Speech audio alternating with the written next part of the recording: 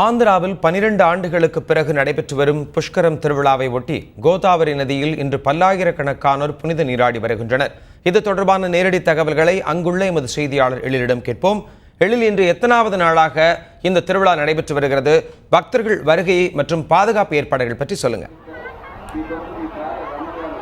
Address இப்ப நீங்க பார்க்கலாம், இந்த மகா கோதாவரி புஷ்கரனுடைய 6வது நாள் என்ற இது ஏற்கனவே 5 தினங்களுக்கு முன்பாக தொடர்ந்து மக்கள் நீராடி கொண்டிருக்கிறார்கள். கடந்த 5 தினங்களில் மட்டும் சுமார் 1,85,00,000 பேர் இந்த கோதாவரி நதியில் நீராடி இருக்கிறார்கள். இன்று 6வது தினம் கூட்டம் குறையவில்லை. முதல் நாளில் எப்படி மக்கள் தொகை வந்து கொண்டே இருந்ததோ, கூட்டம் வந்து கொண்டே இருந்ததோ, அதே போலதான் தற்பொழுது வரை மக்களுடைய கூட்டம் அலைமோதுகிறது. தொடர்ந்து 6வது தினத்தில் மக்கள் லட்சக்கணக்கானோர் வந்து இந்த கோதாவரி நதியில் புனித நீராடி கொண்டிருக்கிறார்கள்.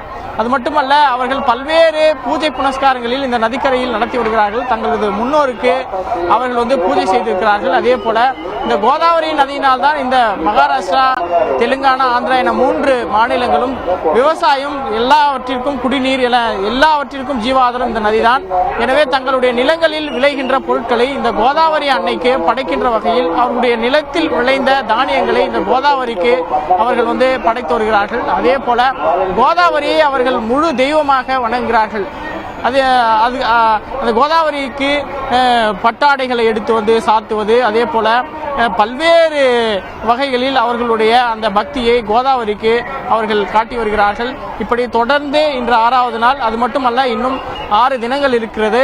மொத்தம் 12 தினங்கள். ஏற்கனவே ஆந்திர அரசு எதிர்பார்த்தது போல மொத்தம் 4 தினங்களில் இந்த 12 தினங்களில் 4 கோடி பேர் இந்த இடத்தில் நீராடுவார்கள் என்று தெரிவித்திருந்தார்கள்.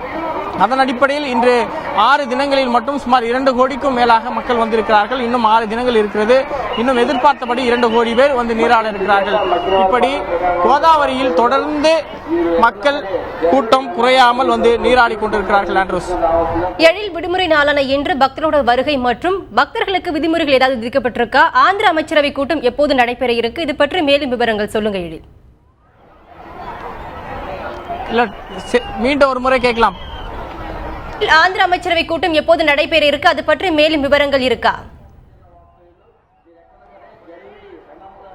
அதாவது தற்பொழுது முதல் நாள் அன்று விபத்து நடந்த போது இதில் 35 பேர் உயிரிழந்தார்கள். அதற்கு ஆந்திர அரசு தான் பொறுப்பேற்க வேண்டும். தற்பொழுது முதல்வராக இருக்கிற சந்திரபாபு நாயுடு பொறுப்பேற்று தார்மீகமான முறையில் அவர் பதவி விலக வேண்டும் என எதிர்க்கட்சிகளான ஒய்எஸ்ஆர் காங்கிரஸ், கம்யூனிஸ்ட், அதே போல காங்கிரஸ் என அனைத்து எதிர்க்கட்சிகளும் ஒன்று கூடி தற்பொழுது சந்திரபாபு நாயுடுக்கு நெருக்கடி கொடுத்துக் கொண்டிருக்கிறார்கள். இந்த எதிர்க்கட்சிகளுடைய நெருக்கடியை சமாளிப்பதற்கு குறித்து விவாதிப்பதற்காக அவர் அவசரமாக வருகின்ற நாளை மறுதினம், அதாவது 22ஆம் தேதி ராஜமுந்திரியிலேயே அமைச்சரவையை கூட்டுவது என முடிவு செய்திருக்கிறார். அது குறித்து அவர் அதிகாரப்பூர்வமாகவும் செய்தியாளர்களுக்கு தெரிவித்திருக்கிறார். நாளை மறுதினம் ராஜமுந்திரியில், அதாவது எங்கு விபத்து நடந்ததோ, எங்கு திருவிழா நடந்து கொண்டிருக்கிறதோ அதே இடத்தில் நான் அமைச்சரவையை கூட்டப் போகிறேன் என்ற தகவலை அவர் தெரிவித்திருக்கிறார்.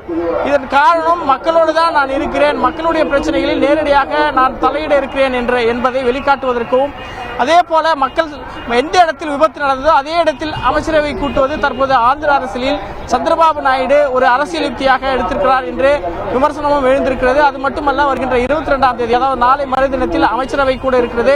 எதிர்க்கட்சிகளுடைய நெருக்கடிக்கு பதில் சொல்லுகின்ற வகையில், அதை சமாளிக்கின்ற வகையில் தான் இந்த அமைச்சரவை கூட்டம் நடைபெற இருக்கிறது. அதில் சந்திரபாபு நாயுடைய அமைச்சரவை கூட்டத்தில் சில முக்கிய முடிவுகள் எடுக்கப்படலாம் என்று தெரிகிறது. அது மட்டுமல்ல, வருகின்ற அடுத்த மாதத்தில் சட்டமன்ற கூட்டத்தொடரும் நடைபெற இருக்கிறது. எதிர்க்கட்சிகள் இந்த பிரச்சனையை மையமாக வைத்து சட்டமன்றத்தில் அவர்கள் பேச இருப்பதாக தெரிய வருகிறது. இந்த பிரச்சனையை எல்லாம் எப்படி எதிர்கொள்வது, சட்டமன்ற கூட்டத்தில் எதிர்க்கட்சிகள் கேட்டால் அதை எப்படி சமாளிப்பது என்பது குறித்தெல்லாம் அவர்கள் விரிவாக விவாதிக்க இருக்கிறார்கள்.